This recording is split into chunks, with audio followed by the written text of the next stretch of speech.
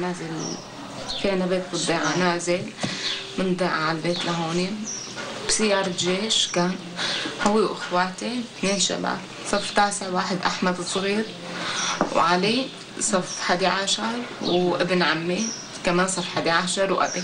جايين سيارة جيش تعرضت لإطلاق نار من قناصات طبعا، ورشوا على السيارة، وبعد ما رشوا نزلوا الجثث ومسكوا فيها طبعا بصار. يعني أكتر شيء بيقهر يعني فوق الموت يا حصة قبر إنه مسلوا بالجثة سواطير. يعني الطفل عمره 14 سنة، صف تاسع، شو بدهم في هاي الشغلة؟ وضابط خادم له 42 سنة عم يحمي هالبلد. كان زوجي معه الأولاد وابن سلفي.